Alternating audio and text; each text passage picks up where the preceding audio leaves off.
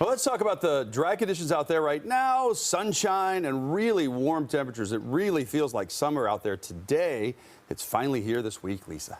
Oh, yeah, it's not going anywhere either. So we're going to continue with that sunshine, the dry weather, warm temperatures. I mean, right now we're sitting in the lower 80s, at least in Seattle, mid 80s now in Renton, Bremerton, 82 degrees, Tacoma, 88. Down in Olympia, we have seen those 90s, and that's where they're sitting right now in Shelton, 90 degrees, 79 in Everett. Just depends on where you are. And like I said, this trend, it will continue through the day tomorrow. And speaking of tomorrow, when we're waking up, 60 degrees for that overnight low. So very, very mild out there. Overall, pretty warm. In fact, we don't even hit those 60s tonight till around 10 o'clock this evening. So clear skies, wind speeds through the evening around 5 to 10 miles per hour, and then they continued to calm down. So as those wind speeds relax, we're going to get ready for a little bit of that patchy fog to kind of roll in. So this is something we've seen here and there, but this patchy fog, definitely watching out for it across parts of the North Sound, along parts of the coast, the South Sound. Again, not necessarily widespread dense fog, but something to be mindful of. Now, I want to start off with this live shot outside of the coast. You can't even really make it out because of the reflection of the sun, but nothing but blue skies out there. If you're planning on heading to the coast tomorrow, expect temperatures in the lower 70s. Like I said, lots of sunshine. We'll see a little bit of that cloud cover early with a little bit of that fog, everything decreasing, and then those wind speeds sustain around 5 to 15 miles per hour as they pick up. Now, if you're planning on heading to the Cascades tomorrow, temperatures upper 70s, lower 80s, just depending on where you are. But lots of sunshine, warm, freezing level, 14,000 feet.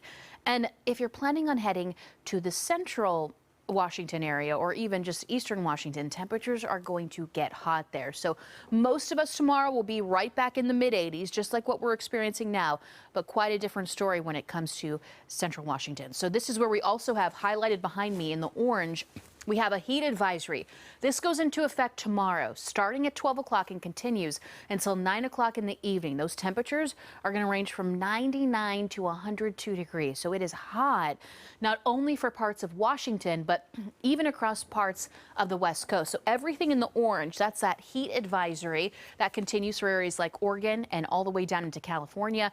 And then we've got heat advisories and heat warnings popping up as well across parts of the West, including areas like Arizona and all the way into Utah. Now, for tomorrow, I mentioned most of us in the mid 80s. That is definitely going to be hot, well above normal. Now, the records are in the 90s, so not quite record breaking, but we're still going to be dealing with the heat. Then we get that relief like we talked about earlier. A nice weak cold front pushes through, not expecting any rain, but some cooler air flowing behind it will settle in. And then the temperatures quickly rebound, kind of peaking there on Friday at 80 degrees and then dropping once again by the end of the weekend. So here's a look at your 7-day forecast, giving you some time to absorb this tonight.